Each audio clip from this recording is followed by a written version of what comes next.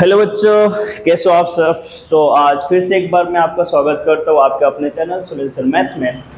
तो प्यारे बच्चों, आज का जो अपना टॉपिक है वो है अरिथमेटिक प्रोग्रेशन। आज का कौन सा टॉपिक है अपना? Arithmetic progression. तो फटाफट सब अपना नोटबुक ओपन करके बैठ जाओ, नोटबुक टेक्स्ट बुक ओपन करो। एंड आज जो हम लोग टॉपिक पढ़ने वाले हैं वो है अरिथमेटिक प्रोग्रेशन। अगर इस टॉपिक की मैं बात करूँ तो ये बोर्ड के लिए सबसे इम्पोर्टेंट टॉपिक है और सबसे मजे की बात ये है कि यार ये सबसे इजी टॉपिक है, राइट। आसान तरीके से अगर ये सारे कंसेप्ट को आप समझ के पढ़ते हो, फॉर्मूले को समझते हो, अगर फॉर्मूले के एप्लीकेशन को आप समझते हो, राइट, कि कौन से फॉर्मूले हम लोग कहाँ पे यूज करने जा रहे हैं, तो ये टॉपिक आपके लिए बड़ा इजी होने वाला है, राइट। और अगर आपको ये वीडियो, आपको लग रहा है कि ये वीडियो आपको हेल्पफुल है, तो आप अपने दोस्तों के साथ भी इस वीडियो को शेयर करो, राइट। तो चलो हम लोग टॉपिक स्टार्ट करते हैं। तो बच्चों, सबसे पहले हम लोग देखते हैं कि सर ये एपी क्या है। उससे पहले एक टर्म है जो हमें पढ़ना है जिसका नाम है सीक्वेंस, राइट।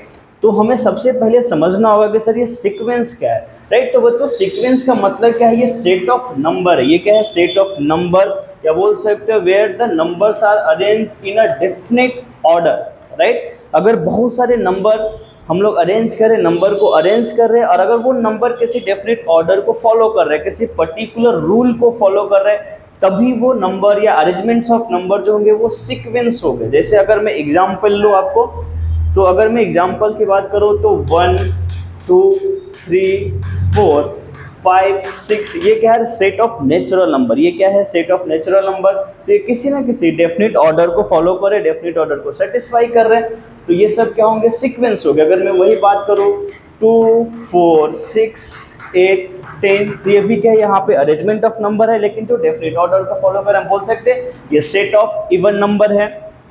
लेकिन बच्चों, अगर मैं ऐसे बात करूँ, क्योंकि अगर हम लोग अरेंजमेंट ऑफ नंबर की बात करें तो वो नंबर कैसे भी हो सकते हैं, लेकिन सीक्वेंस कौन सा होगा? जो डेफिनेट ऑर्डर को फॉलो कर रहे हैं। जैसे मान लो कि अगर मैंने लिखा 1 2 5 6 7 9 12 15, राइट, ये भी क्या है? यहाँ पे अरेंजमेंट ऑफ नंबर है। लेकिन मुझे बताओ ये सीक्वेंस होगा क्या? नहीं, क्योंकि ये किसी न किसी ऑर्डर को सेटिस्फाई नहीं कर रहा है, किसी ऑर्डर को फॉलो नहीं कर रहा, तो यार ये सीक्वेंस तो नहीं हो रहा, ठीक है। तो सीक्वेंस सबको समझ में आ गया, ठीक है। तो सीक्वेंस का मतलब क्या है? अरेंजमेंट ऑफ नंबर है which follow definite order, which satisfy definite order. Clear है? तो अभी हम लोग बात करेंगे एपी का, कि सर एपी क्या है, कौन से सीक्वेंस को हम लोग एपी बोलने वाले। तो अभी हम लोग मेन फोकस किस पे डालते हैं? अरिथमेटिक प्रोग्रेशन पे। तो बच्चों, अगर मान लो हमें बहुत सारा सीक्वेंस दे रखा है और चेक करने को बोलो कि बताओ ये जो सीक्वेंस है ये एपी में है कि नहीं, तो सबसे पहले उसके लिए हम लोग टर्म है जिसको फाइंड करते हैं, वो है कॉमन डिफरेंस। वो कौन सा है? कॉमन डिफरेंस, राइट, जिसको हम लोग स्मॉल डी से रिप्रेजेंट करते हैं। कॉमन डिफरेंस का जो फॉर्मूला होता है वो होता है next term minus previous term, next term minus previous term. Clear है? तो सिंपल हमें क्या फाइंड करना है? Common difference. हमें क्या फाइंड कर लेना है? Common difference. अगर कॉमन डिफरेंस का फॉर्मूला क्या है? Next term minus previous term. तो अगर पूरे सीक्वेंस में अगर आपका कॉमन डिफरेंस इक्वल आ रहा है, पूरे सीक्वेंस में क्या हो यार? कॉमन डिफरेंस अगर इक्वल आए तो हम बोल सकते हैं तो जो गिवन सीक्वेंस है वो क्या है? एपी में। जैसे एक एग्जाम्पल लेते हैं हम लोग यार, एक एग्जाम्पल की बात करें, मान लो कि 2 4 6 8 10, ये हमें सीक्वेंस दे रखा है। ऑब्वियसली बात है किसी न किसी ऑर्डर को फॉलो कर रहा है, सेटिस्फाई कर रहा है, ये सेट ऑफ इवन नंबर्स है, राइट। तो हमें चेक करना, अगर क्वेश्चन ने सबसे पहले बोला कि सबसे पहला क्वेश्चन और सबसे इजी और बेसिक क्वेश्चन होता है कि हमें सीक्वेंस दे रहेंगे। हमें क्या दे रहेंगे? सीक्वेंस दे रहेंगे, सीक्वेंस दे रहेंगे, और हमें चेक करने को बोलेगा कि ये जो सीक्वेंस है वो एपी में है कि नहीं। पहला क्वेश्चन, सबसे फर्स्ट क्वेश्चन, जितने मैक्सिमम पॉसिबिलिटी होंगे क्वेश्चन के वो सारे क्वेश्चन हम लोग डिस्कस करेंगे विथ कंसेप्ट, राइट। तो आपको ध्यान से समझना है। क्लियर है? तो देखो सबसे पहला क्वेश्चन यार, ये हमें सीक्वेंस दे रखे हैं, है ना, ये हमें सीक्वेंस दे रखे हैं। चेक करके बताओ कि ये जो सीक्वेंस है वो एपी में है कि नहीं। तो हमें क्या फाइंड करें? मैंने क्या बताया? कॉमन डिफरेंस फाइंड कर लो, है ना, कॉमन डिफरेंस फाइंड कर लो। कॉमन डिफरेंस का फॉर्मूला क्या होगा? Second term minus first term, right. Second term कितना हो गया? 2 minus T1। Second term minus first term कितना आ गया? 4 माइनस 2, ये कितना हो गया? 2। वैसे हम लोग फाइंड करेंगे third term minus second term कितना हो गया? 6 माइनस 4, ये भी कितना आ गया? 2। एक और फाइंड कर लेते हैं हम लोग, fourth term minus third term, ये कितना आ गया? 8 माइनस 6 कितना आ गया? 2। तो अगर आप ध्यान से देखो तो कॉमन डिफरेंस हर जगह सेम आ रहा है, कॉमन डिफरेंस हर जगह इक्वल आ रहा है। तो हमें अभी क्वेश्चन आता है कि सर हम लोग कितना कॉमन डिफरेंस फाइंड करेंगे, तो मैक्स टू मैक्स तुम आप 3 कॉमन डिफरेंस फाइंड कर लो। 3 कॉमन डिफरेंस फाइंड किया, अगर कॉमन डिफरेंस पूरी की पूरी जगह इक्वल है ना, सब जगह अगर कॉमन डिफरेंस यार इक्वल आ रहा है, इसका मतलब ये जो सीक्वेंस होगा वो किसमें होगा, आर इन एपी। सबसे पहला क्वेश्चन क्लियर हो गया, राइट। तो सबसे पहला क्वेश्चन क्या है कि हमें सीक्वेंस दिए रहेंगे और हमें चेक करने को बोलेगा कि बताओ ये सीक्वेंस एपी में है कि नहीं। तो हमें क्या करना है, कॉमन डिफरेंस फाइंड करना है। 2-3 कॉमन डिफरेंस फाइंड करो, अगर कॉमन डिफरेंस इक्वल आ गया तो जो सीक्वेंस है वो एपी में होंगे, अदरवाइज एपी में नहीं होंगे। बस ये सबसे पहला क्वेश्चन क्लियर है। चलो यहाँ पे वीडियो पॉज करके आप स्क्रीनशॉट ले सकते हो, राइट। अभी हम लोग नेक्स्ट मूव करते हैं, थोड़ा सा जनरल टर्म की बात करते हैं। पहला क्वेश्चन सबसे इजी है, थोड़ा सा और हम लोग इस पर डिस्कस करते हैं। तो बच्चों अभी इसी क्वेश्चन को, इसी सीक्वेंस को लेता हूँ, राइट। 2 4 6 8 10 2, राइट। अगर हम लोग यहाँ पे ध्यान से देखें तो फर्स्ट टर्म कितना है, यहाँ पे फर्स्ट टर्म है 2 एंड कॉमन डिफरेंस की बात करें तो भी 2 आ रहा है ना। फर्स्ट टर्म 2 है, कॉमन डिफरेंस भी कितना है, 2 है। अगर एक चीज आप ध्यान से देखो तो अगर हम लोग फर्स्ट टर्म में 2 ऐड कर दे तो हमें सेकेंड टर्म मिल रहा है। ध्यान से समझो, सबसे इंपॉर्टेंट चीज है ये, राइट। अगर फर्स्ट टर्म में हम लोग कॉमन डिफरेंस ऐड करते तो हमें क्या मिल रहा है, सेकंड टर्म मिल रहा है। सेकंड टर्म में कॉमन डिफरेंस ऐड करो तो थर्ड टर्म मिल रहा है। थर्ड टर्म में कॉमन डिफरेंस ऐड करो तो फोर्थ टर्म मिल रहा है। फोर्थ टर्म में कॉमन डिफरेंस ऐड करो तो फिफ्थ टर्म मिल रहा है। तो यहाँ से कंसेप्ट निकाल सकते हैं कि अगर मान लो हमें फर्स्ट टर्म दे दिया रहे, फर्स्ट टर्म गिवन हो एंड कॉमन डिफरेंस गिवन हो, राइट। फर्स्ट टर्म हमें गिवन हो, कॉमन डिफरेंस गिवन हो एंड देन बोले फाइंड द सीक्वेंस, है ना, फाइंड द एपी बोले। अगर हमें एपी फाइंड करने को बोले तो हम लोग आसानी से फाइंड कर सकते हैं। कुछ जैसे मान लो कि इसी क्वेश्चन में कि हमें फर्स्ट टर्म, जिसको हम कैपिटल ए से भी लिख सकते हैं T1 से भी लिख सकते हैं, आपकी मर्जी, राइट। तो अगर ए की वैल्यू 2 है और कॉमन डिफरेंस कितना है 4, तो देखो यहाँ से हम पूरा सीक्वेंस बना सकते हैं कि नहीं। फर्स्ट टर्म में अगर हमने ऐड करा कॉमन डिफरेंस तो हमें सेकेंड टर्म मिल चुका है। सेकेंड टर्म कितना हो गया, 2 + 2 4। अभी सेकेंड टर्म में हमने कॉमन डिफरेंस ऐड किया तो थर्ड टर्म मिल चुका है। थर्ड टर्म में हमने कॉमन डिफरेंस ऐड किया तो नेक्स्ट टर्म मिल सकता है। तो 2 टाइप के क्वेश्चन दोस्त यहाँ पे ही क्लियर हो गए। सबसे पहला क्वेश्चन हमने कौन सा किया कि हमें सीक्वेंस दे रखा है, सीक्वेंस दे रखा है, चेक करना था कि एपी में है कि नहीं। तो हमने क्या किया, कॉमन डिफरेंस फाइंड किया। अगर कॉमन डिफरेंस इक्वल आया तो जो सीक्वेंस था वो एपी में था, पहला। दूसरे टाइप का क्वेश्चन कि हमें फर्स्ट टर्म दे देगा एंड कॉमन डिफरेंस दे देगा, फर्स्ट टर्म और कॉमन डिफरेंस दे दे और बोले कि आप एपी लिख के बताओ, तो हम आसानी से बता सकते हैं कि हमें मालूम है कि फर्स्ट टर्म में अगर हमने कॉमन डिफरेंस ऐड किया तो सेकेंड टर्म मिलते हैं, सेकेंड टर्म में कॉमन डिफरेंस ऐड किया तो थर्ड टर्म मिलते हैं, थर्ड टर्म में कॉमन डिफरेंस ऐड किया तो हमें फोर्थ टर्म मिलते हैं। तो इस तरीके से हम पूरा का पूरा सीक्वेंस एपी में वो लिख सकते हैं। क्लियर है, चलो यहाँ तक समझ में आ गया, ठीक। तो हम लोग कुछ क्वेश्चन करते हैं प्रैक्टिस सेट 3.1 से, है ना, जो टेक्स्ट बुक है प्रैक्टिस सेट 3.1। तो प्रैक्टिस सेट 3.1 का सबसे पहला क्वेश्चन यार देखो, मैक्सिमम जो मैं कंसेप्ट यहाँ पे डिस्कस कर रहा हूँ, अगर वो कंसेप्ट आपको समझ में आ रहा है तो आप मैक्सिमम टाइप के क्वेश्चन खुद से सॉल्व कर सकते हो, क्योंकि जितनी पॉसिबिलिटी हो सकती है, जितने क्वेश्चन बन सकते वो सारे हम लोग बोर्ड पे डिस्कस करने वाला है, ठीक है। तो अभी देखो यहाँ पे फर्स्ट में बोला है कि which of the following sequence are AP, है ना, कौन कौन से सीक्वेंस एपी में है।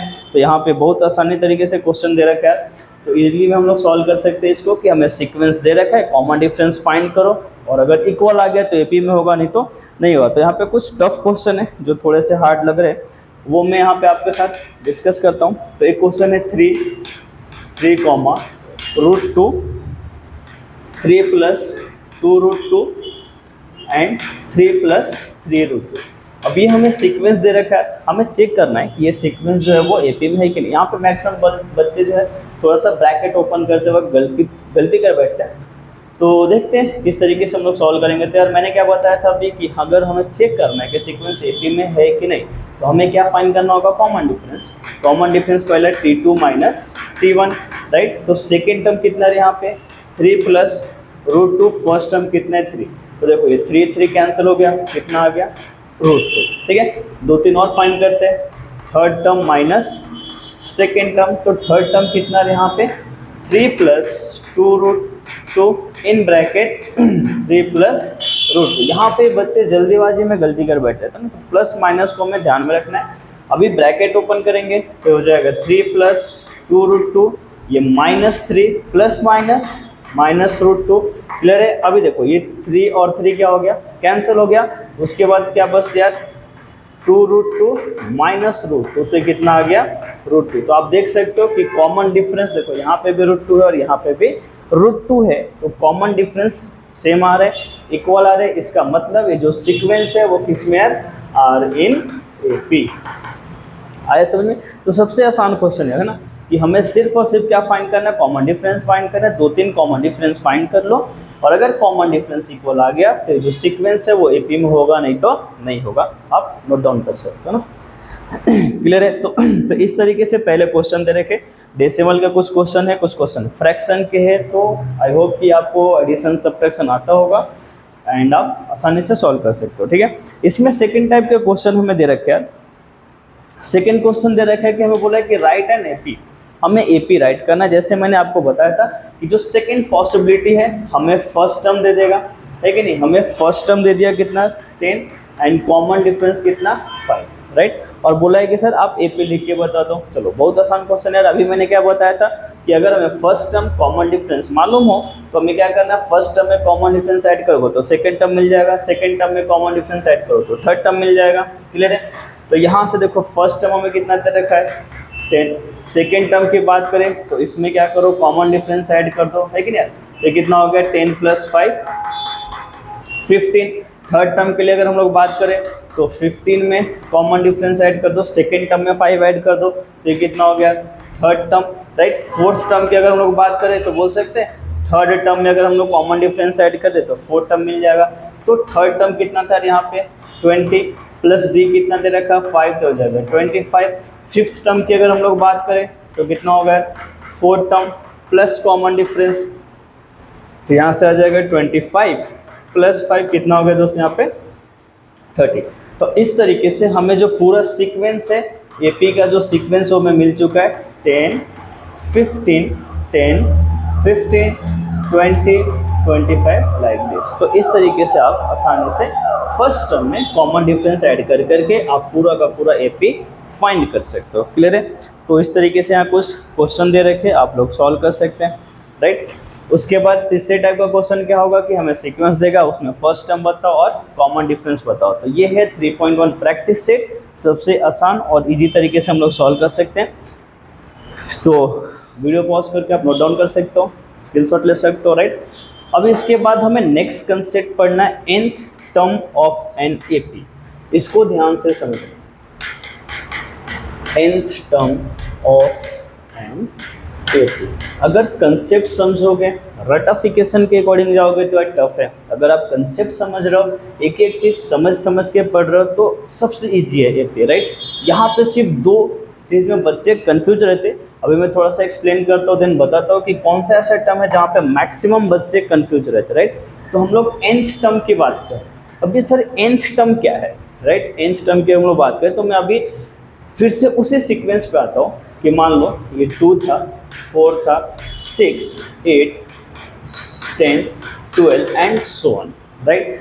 तो देखिए अगर हम लोग बात करें तो ये कौन सा टर्म है, फर्स्ट टर्म है। ये वाला कौन सा टर्म है, सेकेंड टर्म है। ये कौन सा टर्म था, थर्ड। ये कौन सा टर्म था, फोर्थ, राइट। तो अभी हम कंसेप्ट सीख रहे हैं कि मान लो हमें ये सीक्वेंस दिया रहे और क्वेश्चन बोले कि फाइंड, क्वेश्चन क्या बोले यार, find 31st term, find 31st term, right. तो अभी देखो फर्स्ट टर्म पे वैल्यू कितना है, 2 है। सेकेंड टर्म पे वैल्यू कितना था, 4 था। थर्ड टर्म पे वैल्यू कितना था, 6 था। फोर्थ टर्म पे वैल्यू कितना था, 8 था। और हमसे पूछा है कि 31st टर्म पे आप वैल्यू बताओ, राइट। तो जो हम लोग पढ़ने जा रहे हैं, अभी 2 बच्चे हो सकते हैं। एक क्या होगा कि पूरा सीक्वेंस लिखते बैठेगा, है कि नहीं। एक क्या करेगा, पूरा सीक्वेंस लिखते बैठेगा, 2 4 6 8 10 12 14 16 18 20 20 24, इस तरीके से पूरा सीक्वेंस लिखते बैठे। दूसरा बच्चा जिसको सपोज ये कंसेप्ट मालूम है, फॉर्मूला मालूम है, तो डायरेक्ट क्या कर सकते हैं, 31st टर्म फाइंड करेगा। तो सबसे पहले हम लोग आते हैं उसी फॉर्मूले पे कि वो फॉर्मूला हम लोग कैसे डिराइव करेंगे। तो बड़ा आसान है यार, ठीक है। तो अब देखो, अगर मैंने जूम कर लिया कि जो फर्स्ट टर्म था मान लेते कि वो a है एंड कॉमन डिफरेंस अपना d है ना, तो सीक्वेंस लिखते हैं यहाँ पे ध्यान से देखो। तो फर्स्ट टर्म कितना हो गया, a हो गया। अभी मैंने बताया था कि अगर फर्स्ट टर्म में हम लोग कॉमन डिफरेंस ऐड कर दे तो हमें सेकेंड टर्म मिल जाता है। तो सेकेंड टर्म क्या होगा, a प्लस डी।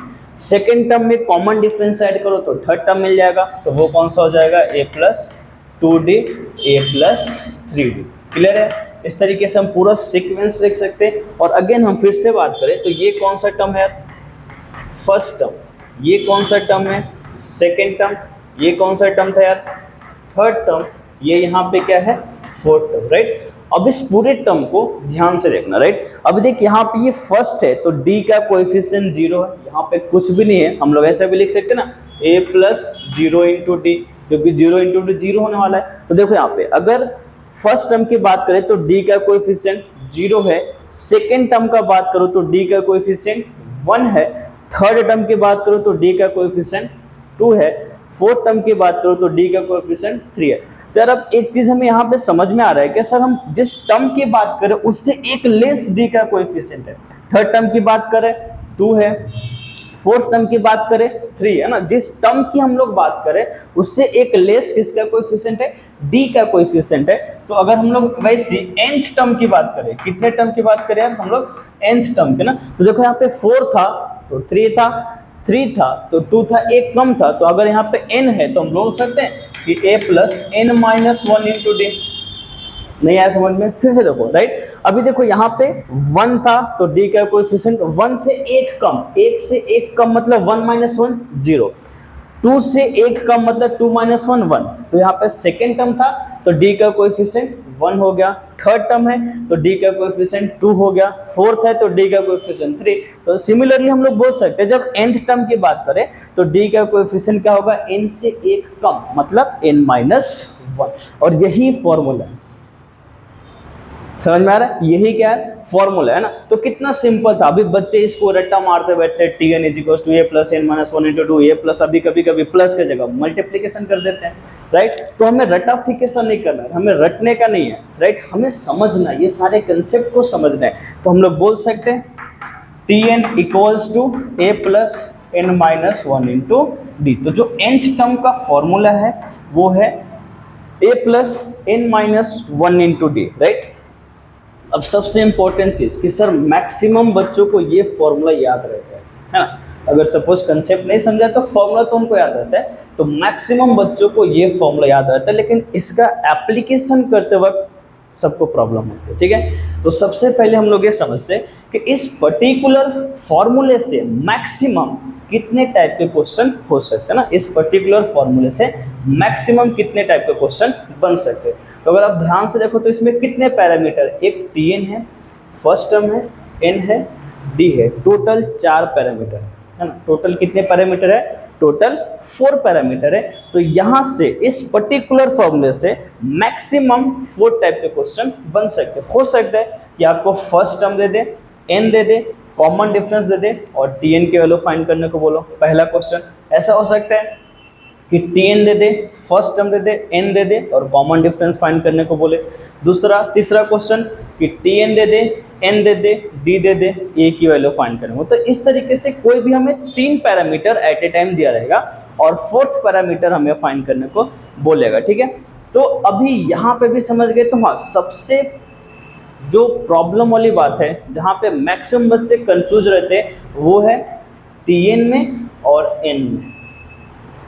समझ में आ रहा है, वो कौन सा टर्म है, tn और n। यहाँ पे इस tn और n में मैक्सिमम बच्चे कंफ्यूज रहते हैं, राइट। तो हम लोग समझना, हमें ध्यान से समझना है कि सर ये n क्या है।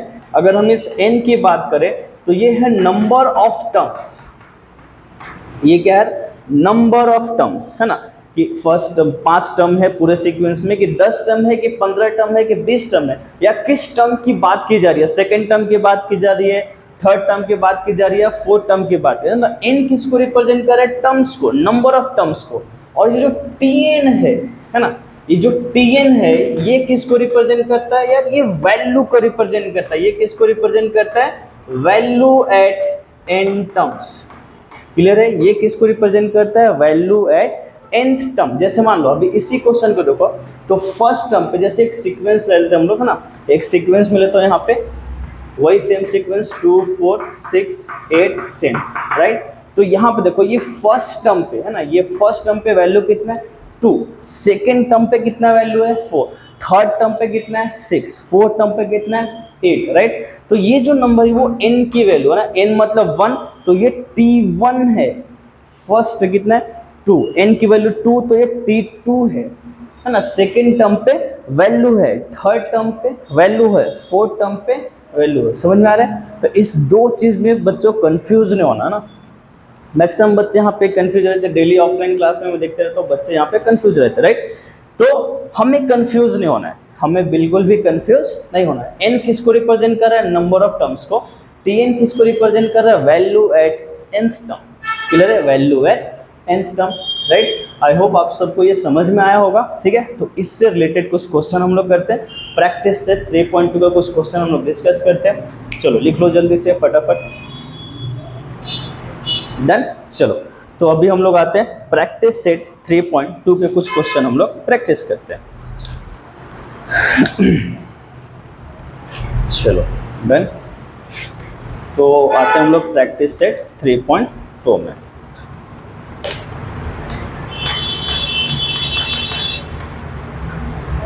प्रैक्टिस सेट 3.2 है ना। तो इसमें कुछ क्वेश्चन हम लोग प्रैक्टिस करते हैं।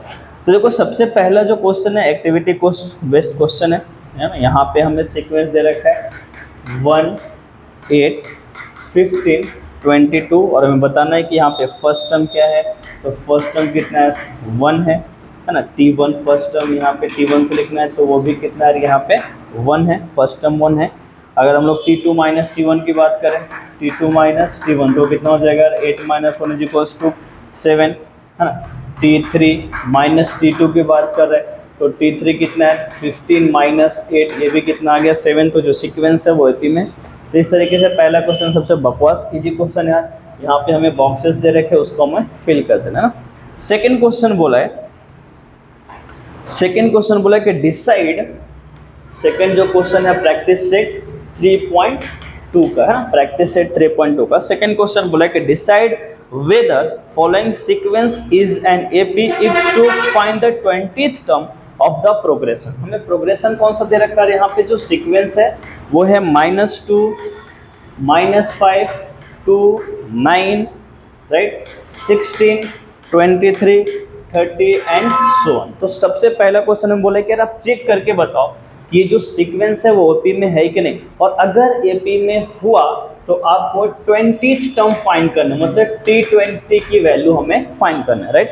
तो सबसे पहले हमें चेक करना है एपी में है कि नहीं। तो उसके लिए हम लोग क्या करते हैं, कॉमन डिफरेंस फाइंड करें। t2 माइनस t1, t2 कितना है -5 माइनस ऑफ -12, साइन हमेशा प्लस माइनस में गलती नहीं करना है। तो हो जाएगा -5 प्लस 12 कितना हो गया 7 हो गया। 2 3 और फाइंड कर लेते हैं।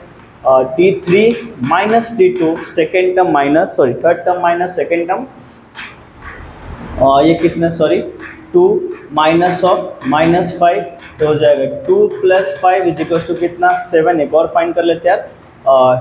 t4 माइनस t3 तो t4 कितना है 9 माइनस 2 कितना हो गया 7। तो देखो यहाँ पे 7 7 7, तो कॉमन डिफरेंस क्या है, इक्वल आ रहे, सेम आ रहे। इसका मतलब जो सीक्वेंस है तो लिख सकते हैं हम लोग यहाँ पे given sequence are in AP, given sequence are in AP. तो जो हमें सीक्वेंस दे रखा है वो किस में एपी में है। क्लियर है? तो अभी एपी में है, ये हमने फर्स्ट पार्ट प्रूफ कर दिया है। तो हमें जो फाइंड करना है वो कौन सा टर्म है, t20th टर्म है। t20th इसका मतलब n की वैल्यू कितना है 20, और 20th टर्म पे जो वैल्यू है वो हमें फाइंड करना है। तो इसके लिए हम लोग फॉर्मूला यूज करेंगे, है ना। चलो इसको मैं इरेज कर देता हूँ, आप लोग लिख लो इसको।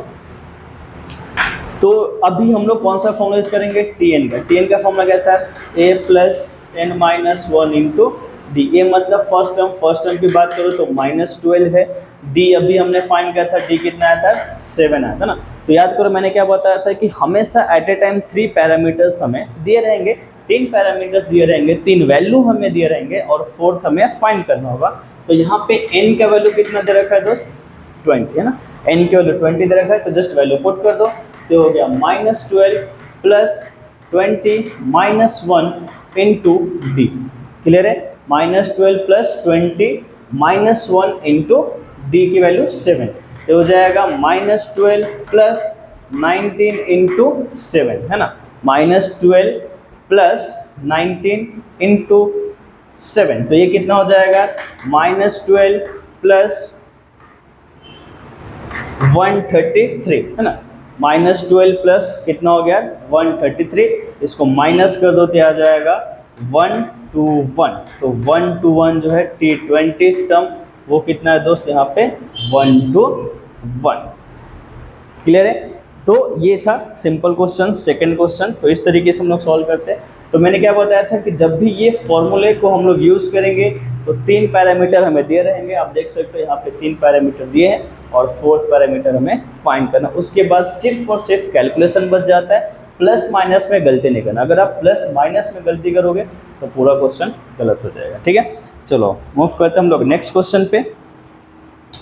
तो क्वेश्चन नंबर 3 बोला है कि गिवन अरिथमेटिक प्रोग्रेशन। अच्छा, अभी यहाँ पे ऑलरेडी बोल दिया है कि एपी हम आपको दे रहे हैं, है ना, तो यहाँ पे चेक करने की कोई ज़रूरत नहीं है। तो यहाँ पे सीक्वेंस क्या है अपने पास, 12, 16, 20, 24, ये हमें सीक्वेंस है। और बोला है कि find 24th term, again same question, बोला है कि 24th टर्म फाइंड कर लो यार। तो सबसे पहले हम लोग यहाँ पे लिखते हैं फर्स्ट टर्म कितना अपने पास 12, डी कितना है 16 माइनस 12 इज 4। अभी यहाँ पे 3-4 बार फाइंड करने की कोई जरूरत नहीं है, क्यों, क्योंकि ऑलरेडी क्वेश्चन ने बोला है कि जो सीक्वेंस है वो किस में ये जो गिवन सीक्वेंस हो किस में एपी में है। तो हमें फाइंड करना था कौन सा T24, तो Tn का फॉर्मूला यूज करते हैं हम लोग a plus n-1 into d. N के जगह पे 24 पुट कर दो। फर्स्ट टर्म कितना है 12 प्लस ये कितना हो गया यहाँ पे 24 माइनस 1 इंटू डी कितना है 4। क्लियर है? इसको और सिंप्लीफाई कर लेते हैं, ये हो जाएगा 12 प्लस 23 इंटू 4, ये हो जाएगा 12 प्लस 4 3 ज़ा 12 और ये 92, तो आंसर आ जाएगा 104। तो 24th टर्म कितना हो गया दोस्त 104। आया समझ में? क्लियर है? चलो, तो इस तरीके से सिंपल क्वेश्चन है, बाकी कुछ भी नहीं है। वैसे 4th क्वेश्चन बोला है कि फाइंड 19th टर्म, आप फाइंड कर सकते हो। 5th क्वेश्चन बोला है कि find 27th term, same type का क्वेश्चन है, तो मैं अगेन सॉल्व नहीं करूंगा, बड़े आसान है, इजी है, आप सॉल्व कर सकते हो। क्वेश्चन नंबर 6 में बताता हूँ ना, क्वेश्चन नंबर हम लोग 6 बोलते हैं। तो क्वेश्चन नंबर 6 में बोला है कि find how many 3 digit natural number are divisible by 5, है ना। क्वेश्चन बोला है कि find how many 3 digit natural numbers are divisible by 5, clear है? बोले find how many 3 digit natural numbers are divisible by 5। तो अगर हम 3 डिजिट की बात करें तो 3 डिजिट कहाँ से स्टार्ट होता है 100 से, और एंड कहाँ पे होता है 999 पे। लेकिन क्या हमें पूरे नंबर लेने हैं? नहीं, हमें कौन से नंबर लेने हैं जो नंबर 5 से डिवाइड हो रहा है ना, जो नंबर सिर्फ और सिर्फ 5 से डिवाइड हो रहा है। तो सबसे पहले हम लोग सीक्वेंस बनाते हैं। तो यहाँ पे सीक्वेंस कैसे बनाओगे यार आप लोग, राइट? तो पहला नंबर कौन सा हो गया 100, सेकेंड क्या होगा 105, क्योंकि इसके बीच के जो नंबर है लाइक 101, 102 वो सब 5 से डिविजिबल नहीं है। हमें कौन सा नंबर लेना है जो नंबर सिर्फ और सिर्फ 5 से डिविजिबल है। तो पहला हो गया 100, 105, 110, 115। इस तरीके से सारे नंबर लिखने की जरूरत नहीं है, सिर्फ लास्ट का नंबर चेक कर लो। तो लास्ट का नंबर कौन सा होगा 995। तो ये अपना रिक्वायर्ड सीक्वेंस है ना, ये हमें सीक्वेंस चाहिए थे जो कि 5 से डिविजिबल है और 3 डिजिट के भी है। तो अब देखो अगेन हमें यहाँ पे फर्स्ट टर्म मिल चुका है, राइट? तो सबसे पहले हम लोग नंबर ऑफ टर्म्स फाइंड करेंगे, n की वैल्यू फाइंड करेंगे। वही हमें पूछा है कि how many 3 digit terms, right? How many 3 digit numbers. इसका मतलब हमें बोला है कि इनडायरेक्टली सर आप n की वैल्यू फाइंड करके बता दो। अगेन हमें यहाँ पे 3 पैरामीटर दिए रहेंगे, दिए चेक कर लो। फर्स्ट टर्म हमें कितना दे रखा है 100, डी कितना होगा 105 माइनस 100 5 आ जाएगा। और यहाँ पे nth टर्म दिया है, लास्ट टर्म हमें दे रखा है ना, nth टर्म हमें दे रखा है कितना 995। 5। तो देखो अगेन हमें 3 पैरामीटर दे दिया, फोर्थ फाइंड करें। तो ऐसे ही हो सकता है, मैक्सिमम 4 टाइप के क्वेश्चन बन सकते हैं, ठीक है। तो यहाँ पे हम लोग Tn का फॉर्मूला यूज करते हैं, Tn is equals to a plus n minus 1 into d. Clear है। तो अभी देखो यहाँ पे Tn की जगह हम लोग पुट कर देंगे 995 equals to first term 100 plus n अपने को चाहिए और d कितना है यहाँ पे 5। ये प्लस है, लेफ्ट साइड लेकर माइनस कर दो, ये हो जाएगा 995 minus 100 equals to n minus 1 into 5। तो ये कितना हो जाएगा 895 equals to n minus 1 into 5। Clear है। अब देखो 5 मल्टीप्लाई है, लेफ्ट साइड लेके आओगे तो डिवाइड हो जाएगा, तो हो जाएगा 895 divided by 5 equals to n minus 1। Clear है। अब इसको डिवाइड करो तो कितना हो जाएगा 5 1 जा 5 3 9 हो जाएगा, 7 और 9 तो 179 हो गया, ये कैंसिल हो गया। तो 179 is equals to n minus 1, then n is equals to 179 plus 1, n कितना हो गया 180। तो टोटल कितने टर्म्स है 180 टर्म्स है ना। टोटल कितने टर्म्स है 180 टर्म्स है, 3 डिजिट जो 5 से डिविजिबल है। क्लियर है। आसान है, इजी है, सिर्फ कैलकुलेशन है, कंसेप्ट बहुत आसान है ना। चलो फटाफट लिख लो और इसको। तो इस तरीके से क्वेश्चन दे रखे हैं, है ना। उसके बाद हमें बोला है 7th क्वेश्चन में बताता हूँ, ठीक। 7th क्वेश्चन हमें यहाँ पे दे रखा है, वो भी इजी है। तो 7th क्वेश्चन में देखो हमें क्या दे रखा है, 11th term and 21st term of an AP are 16 and 29, right. हमें यहाँ पे 11th टर्म दे रखा है दोस्तों, राइट। हमें यहाँ पे क्या दे रखा है 11th टर्म कितना दे रखा है 16, एंड सेकेंड में हमें क्या दे रखा है 21st टर्म है ना, T21st हमें दे रखा है। T21st हमें कितना दे रखा है, इसको ठीक से लिखते हैं।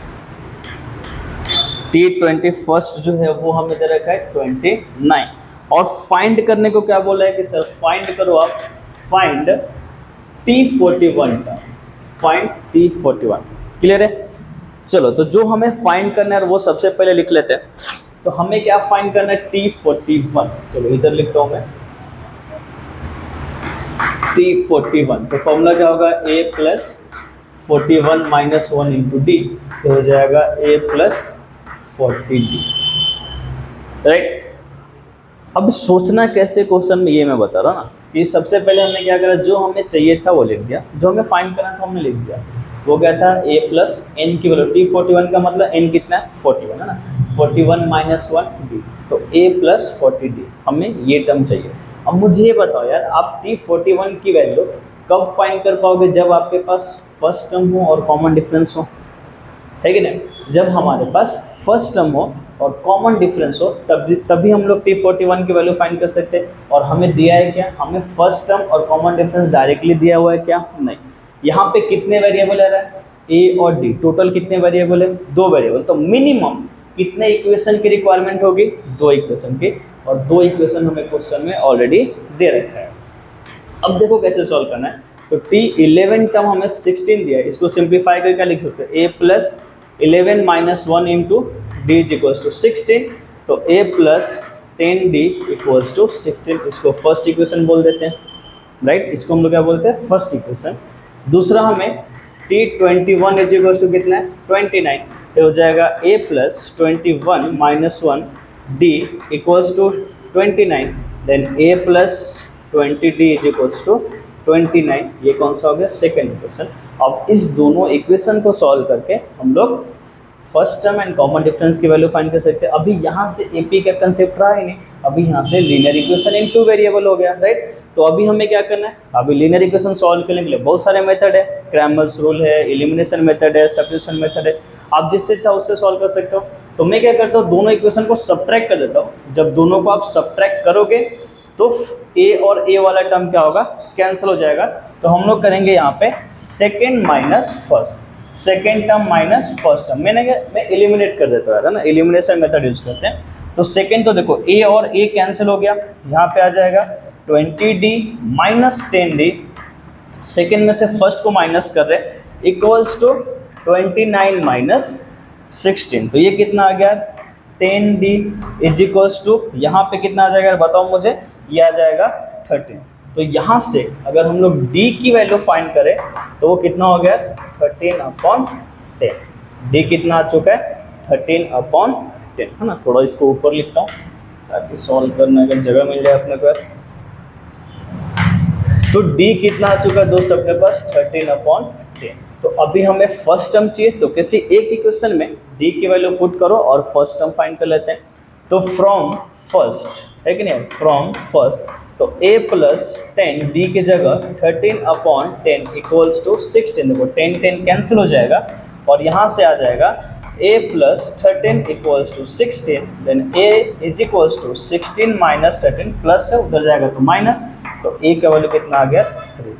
तो हमें फर्स्ट टर्म मिल चुका है, कॉमन डिफरेंस मिल चुका है, जस्ट यहाँ पे वैल्यू पुट कर दो, राइट। ये कितना हो जाएगा 3 + 40 × 13/10, 0 0 कैंसिल होगा, 3 + 4 × 13 हो जाएगा 3 + 52, ये आ गया 55। तो T41 कितना मिल चुका है दोस्त अपने को 55। क्लियर है। तो इस तरीके से भी क्वेश्चन आ सकते हैं कि हमें डायरेक्ट इससे पहले जितने भी क्वेश्चन थे वहाँ पे हमें डायरेक्ट फर्स्ट टर्म मिल रहा था और कॉमन डिफरेंस मिल रहा था, लेकिन हाँ कभी कभी क्वेश्चन जो वो हमें direct first term and common difference ना देगा, जस्ट वो चेंज करेगा। जैसे यहाँ पे किया कि हमें 11 टर्म दे दिया, 21 टर्म दिया और 41 टर्म फाइंड करना था, तो हमें ए और डी की रिक्वायरमेंट थी, 2 वेरिएबल 2 इक्वेशन चाहिए था। यहाँ से हमने 2 इक्वेशन फॉर्म किया, लीनियर इक्वेशन के हेल्प से हमने common difference first term find करके पुट करके सॉल्व कर लिया। ठीक है, चलो नोट डाउन कर लो इसको। इसके बाद क्वेश्चन नंबर 8 है। क्वेश्चन नंबर 8 में बोला है कि हमें सीक्वेंस दे रखा है और चेक करने को बोला कि बताओ कि विच टर्म इज नंबर -151। मतलब हमें सीक्वेंस दिया है और उसमें से बोला है कि आप चेक करके बता दो कि क्या इसमें -151 टर्म पॉसिबल है, राइट। तो अभी इसको कैसे सॉल्व करेंगे, तो अगर आप ध्यान से देखो तो ये सीक्वेंस जो है नंबर डिक्रीज करे, इसका मतलब कभी ना कभी नेगेटिव नंबर आएगा और हमें चेक करने को बोला है कि -151 क्या इस सीक्वेंस में आएगा। ठीक, तो हम लोग काम करते हैं इसी नंबर को tn कंसीडर कर लो और यहाँ से हम लोग n की वैल्यू फाइंड करने की कोशिश करते हैं, और अगर n इंटीजर आ गया, अगर n इंटीजर आ गया तब ये टर्म पॉसिबल होगा, नहीं तो पॉसिबल नहीं होगा ना। जो भी हमें अगर जो भी नंबर दे रहा है कि ये सीक्वेंस में है कि नहीं चेक करो, तो उस नंबर को हमें tn कंसीडर करना है और tn के फॉर्मूले से हमें n की वैल्यू फाइंड करनी है। और अगर n की वैल्यू इंटीजर आ जाए, अगर n की वैल्यू इंटीजर आ जाए तभी ये पॉसिबल होगा, नहीं तो पॉसिबल नहीं होगा। n फ्रैक्शन में आए तो पॉसिबल नहीं हो सकता, क्योंकि नंबर ऑफ टर्म्स कभी भी फ्रैक्शन में नहीं हो सकते। ठीक है, तो यहाँ पे फर्स्ट टर्म कितना है 11, डी की बात करें तो कितना 8 - 11 इज टू -3 है ना। Second term minus first term is to -3। तो tn का फॉर्मूला क्या है यहाँ पे बताओ, tn is to a + n-1 into d. तो यहाँ पे देखो tn हमें कितना दे दिया दोस्त -151 इक्वल्स टू फर्स्ट टर्म कितना है यहाँ पे 11 प्लस n हमें फाइंड करना है और d कितना है -3। अब देखिए प्लस से इधर आएगा तो -11 is equals to n-1 into -3, right. अब इसको ऐड कर दो तो कितना हो जाएगा -162, -3 मल्टीप्लाई था इधर आएगा तो डिवाइड हो जाएगा इज इक्वल्स टू n-1। तो देखिए माइनस माइनस कैंसिल हो गया, क्लियर है। तो हमारे पास क्या आ चुका है यहाँ पे n-1 इक्वल्स टू, देखो ये कैंसिल हो रहा है, क्या हो रहा है थिंक, राइट। 3 5 जा 15, 3 4 जा ना, तो हो गया कितना 54। तो n इज इक्वल्स टू 54 + 1, तो n कितना आ गया 55। इसका मतलब ये टर्म पॉसिबल है। अगर यही नंबर फ्रैक्शन में आ जाता, इंटीजर में नहीं आता, तो वो पॉसिबल नहीं होता। तो कभी भी अगर ऐसा क्वेश्चन है कि चेक करने को बोले कि बताओ ये टर्म सीक्वेंस में है कि नहीं, पॉसिबल है कि नहीं, तो उस टर्म को tn लेट कर लो, tn एज्यूम करो और वहाँ से n की वैल्यू फाइंड करो, और अगर n इंटीजर आ गया तो पॉसिबल होगा, अगर n इंटीजर नहीं आए तो पॉसिबल नहीं होगा। बस खत्म, ठीक है, इतना आसान है ये। उसके बाद नेक्स्ट क्वेश्चन करते हैं, क्वेश्चन नंबर 9। क्वेश्चन 9 भी यार इजी है।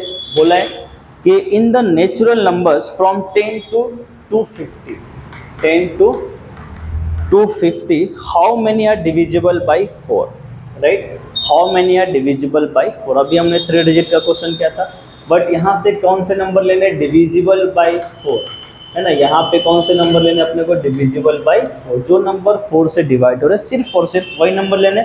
लेकिन कंडीशन है कि वो नंबर किनके बीच का होना चाहिए, 10 और 250 के बीच का होना चाहिए। तो सबसे पहले हम लोग सीक्वेंस फाइंड करेंगे।